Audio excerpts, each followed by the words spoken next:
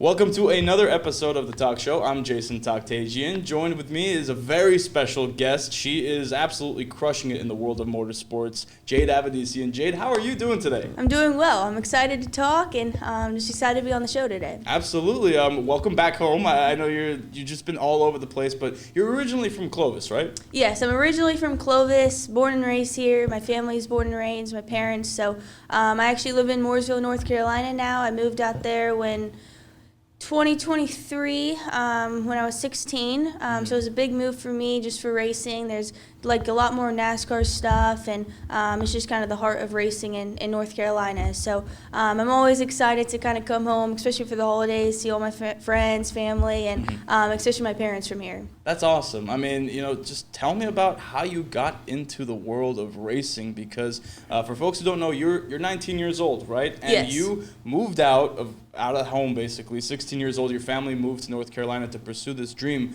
But when did this all start for you? It started when I was 7 years old, actually. So I got involved because my dad used to work on dirt sprint cars. So when I was born, I was just kind of, always around it and, introduced to the sport very young. I was actually at a dirt track at like 3 months old. So like I said, I was introduced, super, super young. And when I was 4 years old, my dad bought me like a little go-kart. It's called a quarter midget. And we just used to take it out to like empty parking lots and just see if I would like it. And at first, I honestly didn't really like it, but take it for granted. I was only 4, and luckily he kept it around a few more years, and I tried again when I was 7, and same thing. We just went to an empty parking lot, and I just decided I wanted to race. So I told my dad, I think this is something I really want to do, and I think the next weekend after that, we were actually at a track, and I got to race, and ever since then, it's just been something I've always loved to do from a young age, and just very motivated to wanting to be the best in the sport.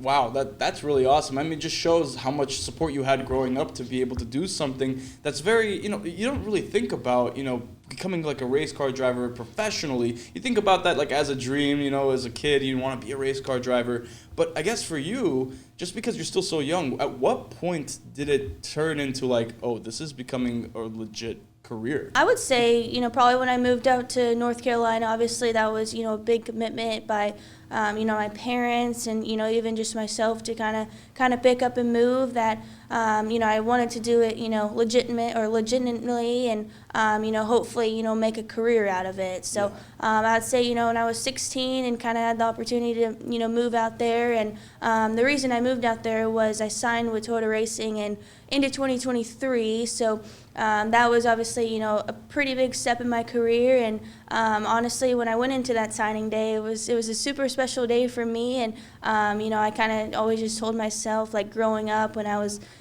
7, 8, like, geez, like this is a goal of mine and, a dream to be in the Cup Series when I'm, way older in life. But for it to kind of come, full circle, and I'm still, so far from the Cup Series, but at least I have, a path and, goals in mind that I can, hit and pursue. So, I would say when I moved out to North Carolina, I would took it pretty serious and just kind of had to lock in to see what I needed to accomplish. Absolutely. And like you said, moving out to North Carolina, you also got signed by Toyota. You're under the development program. What's that been like? Do you remember your first day going in for the photo shoot and, getting that Toyota gear on and being like, wow, this is becoming really real? It was a dream for sure. Like I've seen kids, do it, my age when I was, 15, 16. And, I always thought, if I could be one of those people, that's a huge goal of mine checked off my list. So for that to kind of happen, and obviously it didn't, happen in a day. It happened, for 3-4 years of, me racing dirt and, them watching me and just kind of opportunities aligned that, put me in a situation, for the opportunity to sign with them. But yeah, it was a special day for sure for me. I just kind of remember walking in there. I think I first walked into the facility at like maybe 15, 16, or I think it was 15 actually, because my mom would drop me off. So just kind of get the lay of the land, and then obviously like when the opportunity came to sign with them, it was just a whole day and a day I'll never probably forget. That's really cool. I mean, what has that been like to also learn under that program, right? I'm sure you've been exposed to a lot of really high-level racers as well, you know, folks maybe who are closer to your age as well that can also guide you towards that next step? What's that been like? Yeah, it's been super cool. You know, when I'm back in North Carolina, we go to the Toyota facility every day. So, you know, there's always, you know, people that, you know, are, you know, I guess more high level than I am that I get to lean on, and in the Cup Series, you know, that I get to see, you know, often, just to, whether it's just to ask, you know, for advice, or if I have, you know, a question about if I'm going to a racetrack that I've had never been to, or honestly anything. I feel like everyone kind of in the program is super open, and I'm just grateful to, you know, be in a program where I can kind of just, you know, take what I learn every day and put it into the weekends. That's really cool. That's really cool. I mean, you growing up and getting into the world of racing, how many other girls were around you getting into the world of racing? Not really, honestly. I don't really think, I'm sure there was a few when I first started at 7, but, you know, there's obviously not much. It's obviously kind of a more male-dominant sport, and when I was running dirt, the midget in 2023, I had a full-time teammate that was a girl, and then like a part-time teammate that would kind of come in that was a girl. So, you know, obviously there's a few out there, and, you know, kind of through the NASCAR ranks, but for sure it's, you know, more male-dominant. Absolutely. I mean, this is a sport that you think about so many male racers, but when you think of female racers, like the first name that I think about is Danica Patrick. And when you started coming up, a lot of people were saying, "Oh, you're the next Danica." But you tell me, like, how important is it for you to just, you know, set your own path and be Jade Avedisian?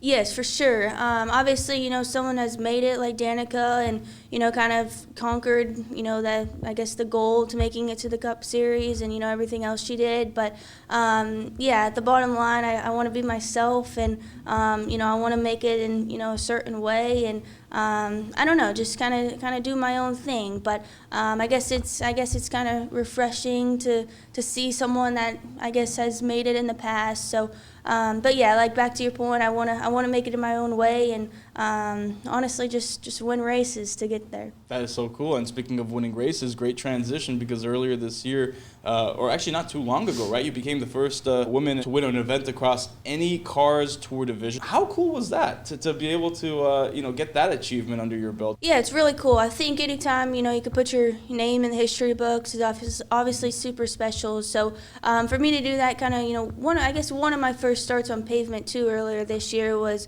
something special to me, and yeah, something that will always be in the books for sure. Mm-hmm. Absolutely. Now, you tell me about, like, your future goals as far as your career goals. Do you want to make it into NASCAR, and that means, like, you know, staying on asphalt, right, not going back to dirt? Yes. Yep. Okay. Yeah. So my ultimate goal is to race on Sundays in the Cup Series for sure. But like back to like the dirt stuff.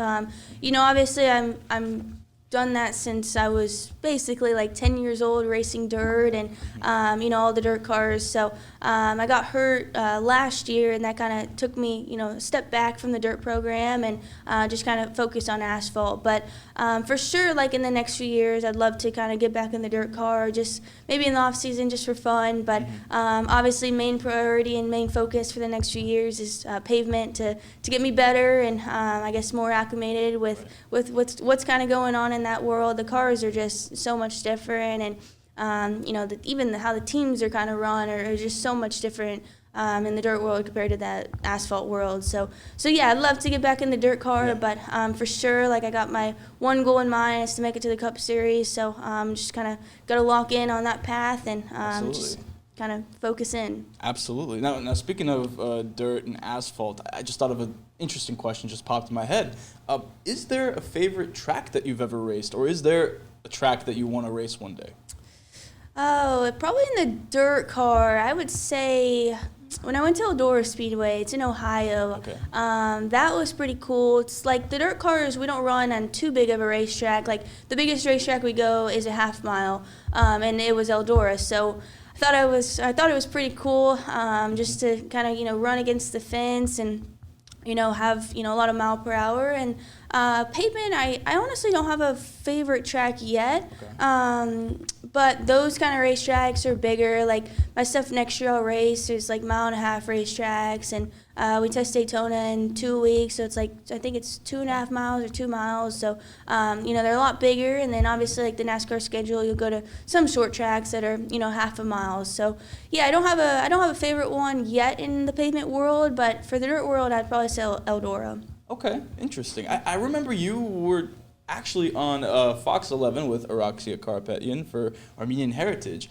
And I remember one detail. In the interview in the back, you had a setup for like a racing. Was that like a gaming setup? And do you game as well and play racing games too? Yeah, so we actually don't get to like practice during the week. So everything kind of gets stay put, and we actually have simulators that basically like dictate how you kind of show up to the racetrack. So we go through sim sessions that are 3-4 hours during the week, and it's super realistic. Like Toyota has a facility with all the sims that have a screen, and you can load into the racetracks and all of the setup stuff and everything, because you don't get practice during the week. So when you go to the racetrack, all your stuff from sim is based off, or when you go to the racetrack, all the stuff is based off sim. So the sim sessions are super important, whether it's just kind of getting visuals of the racetrack or setup wise, the team will go in there.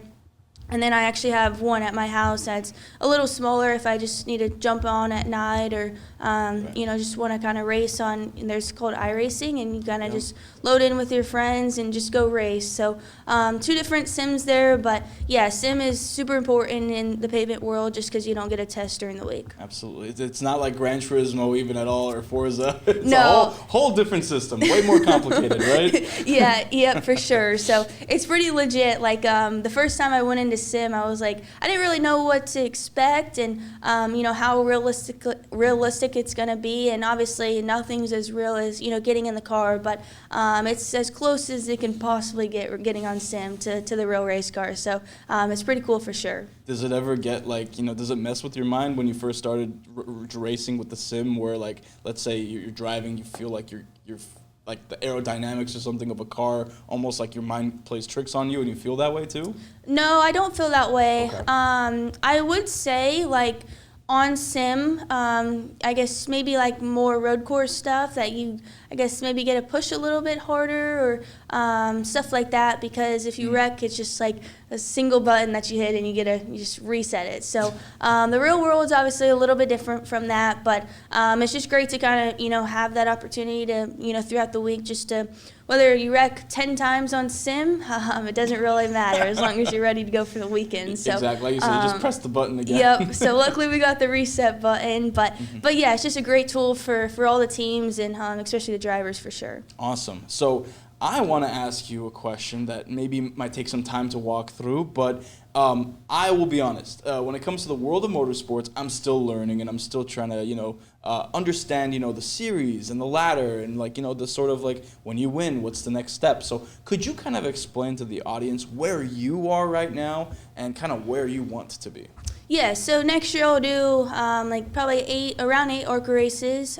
So it's basically ARCA, Trucks, Xfinity, and then the Cup Series. So it's kind of a ladder throughout that, and then obviously you kind of have your more like grassroots racing, whether it's dirt racing or late model racing, or anything kind of between. So everyone's, I guess, ladder to the Cup Series, or where they want to go or achieve, is a little bit different. But for me right now, that's my goal, to kind of get acclimated to the ARCA Series next year and just learn as much as possible, and just kind of go race for wins. And if you win, the ladder goes by quicker. So so that's kind of the lay of the land, though.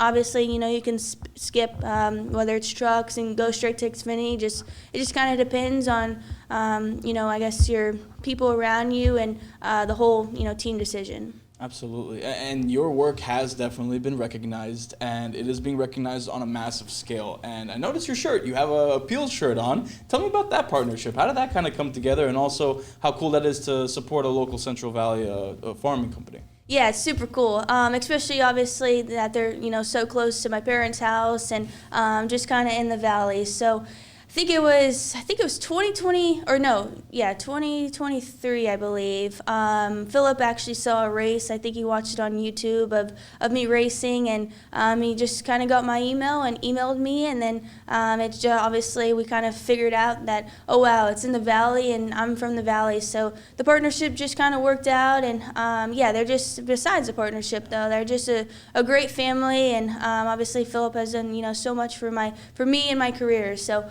Super cool to have them, on board even for next year and probably years to come. So yeah, it's a perfect partnership for me, and I'm just excited to be a part of it. That's awesome. That is awesome. I do have some questions that I want to run through and just kind of see what you feel about these, and you just tell me your honest answer, first thing that comes to mind. So first question for you: what's the most pressure that you've felt before any race, like in your career? Maybe it's recently, or maybe when you were first starting, and how did you deal with it?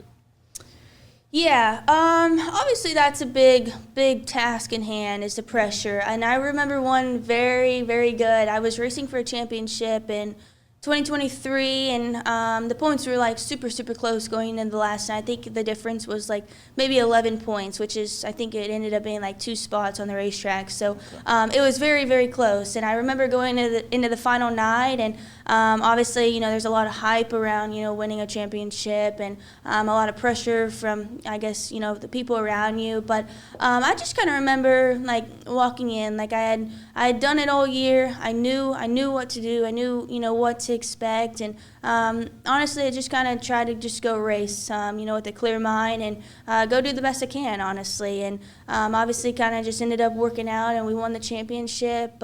But yeah, that was one moment I can remember in my career so far that I was pretty nervous. I don't really ever get nervous, during the other races, but I think just the hype and the pressure and just the opportunity to go out and race for a championship that night was a huge task at hand. But I just kind of had to focus and just go race my heart out. And those sort of feelings are definitely good learning lessons, right? To then apply to the next races, to be able to manage the nerves, because, I'm sure that will continue to be a thing. But for you, it just seems like you're stone faced, you're ready to like race. It doesn't matter who's in front of you, who's behind you. You're just going for it.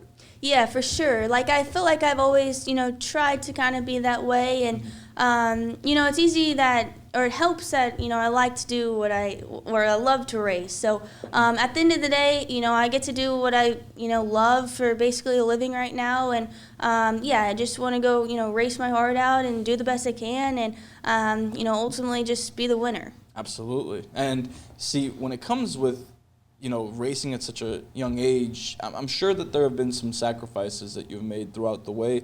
I mean, and what are some of those sacrifices that you say that you've had to make to get to where you've been? Yeah, I'm sure, there's probably been a lot, even from myself to, especially my parents. Obviously, the biggest sacrifice was moving out of the house at 16 years old to, like, way across, the world to North Carolina almost, so, or the country. So, yeah, that was a big, task, and obviously, my parents, that took, a lot out of them to kind of do that for me. So there has just been, like, so many people in my life that I guess had made sacrifices for me, and just giving me the opportunities that I have today, and I'm super grateful for it. That's awesome. Now I want to get to the next question. And what would you say is the biggest misconception that people have about women in motorsports? Probably the biggest one is that they see is like, oh, well, they're going to show up to the track and just kind of see how they do. They're probably not going to win the race. Like, I feel like that's maybe what some people think. Would you say that fuels you? Yeah, for sure.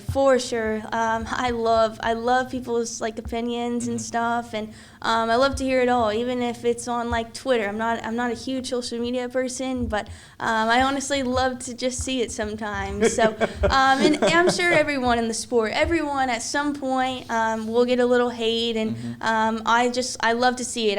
It just motivates me even more, and I love it. I don't use social media, but I use it to fuel me, right? Yep. Yeah, so I love all the opinions, and just definitely motivates me. All right. So now I want you to finish, before I bump into the mic again, I want you to finish this sentence for me. When I strap into a car, I feel... Motivated.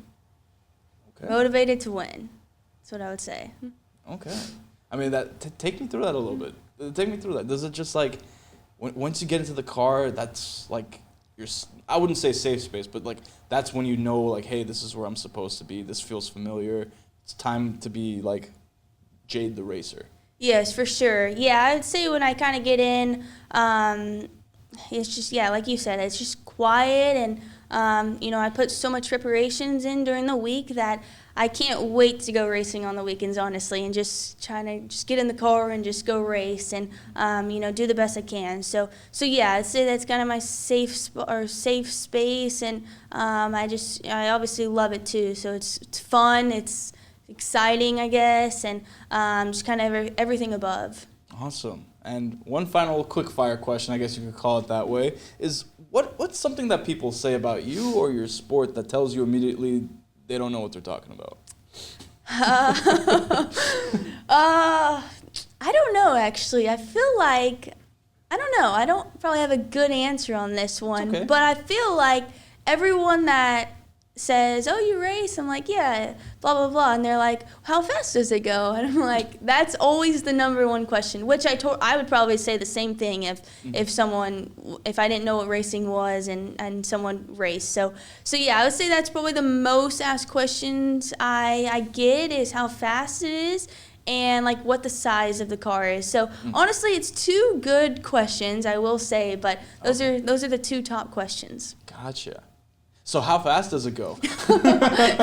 So this one, it honestly just depends. Like the late model stuff or the dirt stuff, just depends like the size of the racetrack. So like Eldora, because it's a half mile, I'm sure we probably get up to, I'm not too bad at the mile per hour because I never really know, but I assume it's maybe like 110, and then obviously like the shorter places are maybe 60, 70 miles an hour. Late model stuff, same thing, depends on the size of the racetrack. It can go up to like 130 or it can go, 100, just kind of depends. The ARCA cars, like next week when we go to Daytona, I'm sure it's probably going to be like in the draft and stuff, and we're testing. I assume like maybe 180, 175, somewhere around there. So yeah, it just definitely depends, the size of the racetrack and aero stuff, like the draft stuff in Daytona. So yeah, it just kind of depends. Gotcha. Okay. Well, that's just, I had to ask the question because you said it. So, I just had to follow up with that. Yep. So I guess, in closing, because we're kind of getting to the end of the show, unfortunately. You've been a pleasure to be on, and I want to just ask you, just what it's been like to not just be an inspiration for maybe some girls who are coming up and maybe want to be into racing, but just for anybody. Girls, boys, anybody, because I feel like your achievements, it doesn't necessarily get binded by, being a boy or a girl or female or male. I think just your achievements speak for themselves. And what has that been like to get the feedback from the community and from your fans? Thank you. Yeah, it's been super cool. I feel like, like I kind of brought up the social media thing earlier, like obviously, there's, some hate comments and, whatever people want to say, but I have a huge fan base. I feel like when I go to the racetrack or even driver intros when we walk out. So personally, that's super cool to kind of see everyone. Whether it's even just wear my merch around town or anything. Like I was actually just at the gas station across the road and saw someone in a shirt. So I think that's obviously super cool to me, and it's just kind of eye opening to me that I want to set a good image for myself, and not even on the racetrack, just off the racetrack too. I want to be a good person and a good image for